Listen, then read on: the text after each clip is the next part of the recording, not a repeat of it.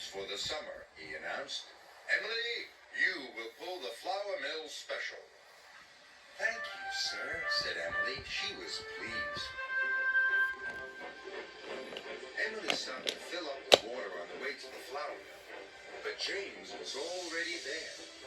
Sir Topham Hatt has given me the flour mill special, said Emily.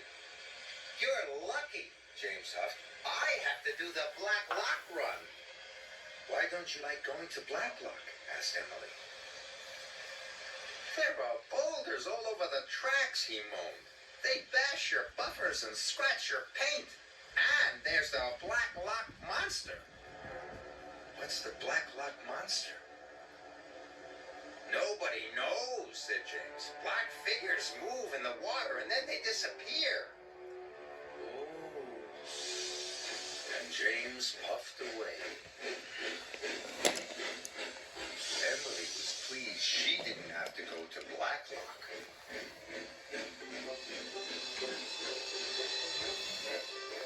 At the flour mill, the flour had been loaded onto trucks. Emily was coupled up. Then she puffed across the countryside to Knapford Station. But the troublesome trucks saw a chance for mischief. Hold back, they screeched. Emily pulled as hard as she could.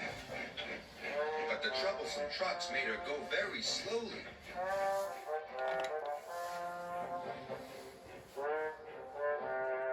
Emily was late delivering the flour. So there would be no fresh bread that day. Sir Topham Hatt was cross. This means I won't have any toast or muffins for breakfast. If you are late again, you will have to do the Black Lock run instead of James.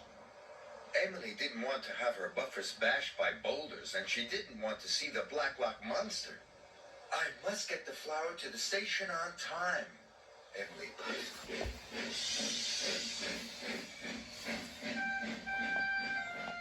The next morning, the troublesome trucks tripped her again. Off we go! Off we go! They chuckled, but they weren't coupled up properly. Mustn't be late! Mustn't be late! They giggled. Emily puffed quickly away. But only half the troublesome trucks went with her.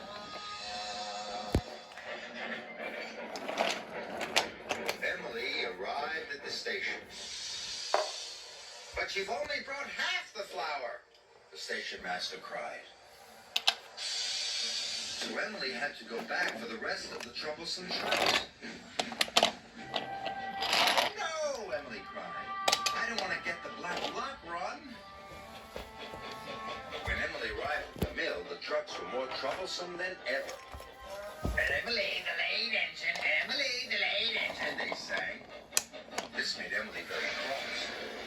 And she bit very hard. Oh no! They cried, and they splashed into the duck pond. Emily was covered in a floury mess.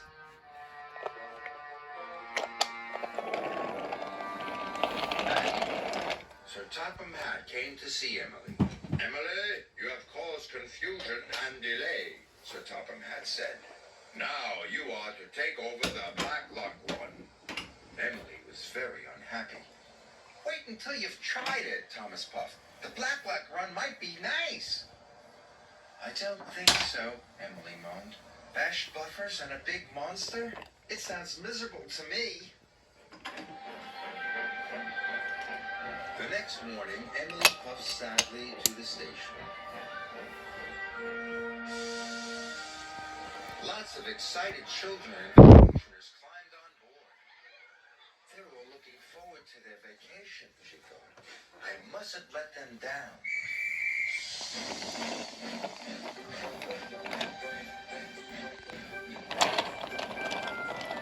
Soon, Emily was steaming up hills and through valleys.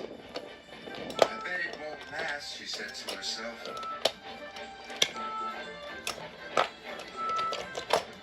Emily reached the murky waters of Black Lock. That monster supposed to be? She puffed nervously. Then there was trouble. Rocks fell and blocked the line. Oh no. Emily had to wait for help. I knew I wouldn't like this route, she huffed. Suddenly she saw something dark and mysterious moving in the water. And now the monster's coming, Emily gasped. Emily was scared. Her boiler quivered and her valves rattled. She wanted to steam away.